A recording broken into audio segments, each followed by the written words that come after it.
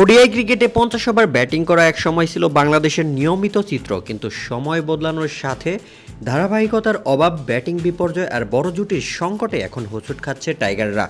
সাম্প্রতিক পারফরম্যান্স যেন প্রশ্ন তুলে দিচ্ছে বাংলাদেশের ক্রিকেটাররা কোথায় হারালো সেই পুরনো ছন্দ। একসময় ওডিআই ক্রিকেটে 50 ওভার ব্যাট করাটা ছিল বাংলাদেশের জন্য অনেকটাই সহজ কাজ।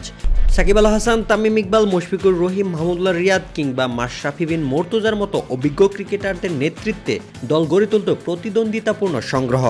ব্যর্থতা এলেও মিডল অর্ডার ব্যাটাররা সামলে নিত, বড় দলের বিরুদ্ধেও গড়ে উঠত কার্যকর জুটি। কিন্তু সেই ধারাবাহিকতা আজ যেন শুধুই অতীত। সাম্প্রতিক সিরিজগুলোতে বারবার ধরা দিচ্ছে একই দুর্বলতা। শ্রীলঙ্কার বিপক্ষে সর্বশেষ সিরিজেও দেখা গিয়েছে দল ব্যর্থ হয়েছে 50 ওভার পর্যন্ত খেলতে।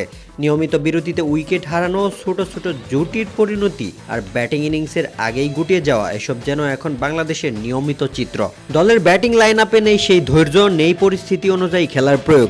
স্ট্রাইক রোটেশন, চাপ সামাল দেওয়া কিংবা জুটি গঠনের মতো মৌলিক বিষয়গুলোতেও দেখা দিচ্ছে ঘাটতি। এই ব্যর্থতার পেছনে দায়িত্বের অভাবকেই দায় দিচ্ছেন অনেকেই। সিনিয়র ক্রিকেটারদের বিদায়ের পর যে শূন্যতা তৈরি হয়েছে তা পূরণে পুরোপুরি ব্যর্থ তরুণরা। শ্রীলঙ্কার বিপক্ষে বাজেভাবে সিরিজের হারের কারণ হিসেবে 50 ওভার খেলতে না পারা কিংবা বড় জুটি গড়তে না পারা সবকিছুই দেখা গিয়েছে দলের মধ্যে। আর তাই তো অধিনায়ক মিরাজকেও সাংবাদিকের প্রশ্ন, কেন বাংলাদেশ দল 50 ওভার পর্যন্ত খেলতে পারছেন না। জবাবে মিরাজ অনেকটা সহজ স্বীকারোক্তির মাধ্যমে নিজেদের ভুল প্রকাশ করেছেন এবং এখান থেকে উতরিয়ে যাওয়ার পরিকল্পনা জানিয়েছেন।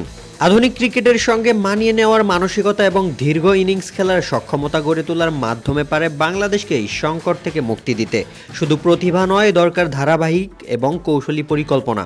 রোশন মনির, আলটিমেট স্পোর্টস।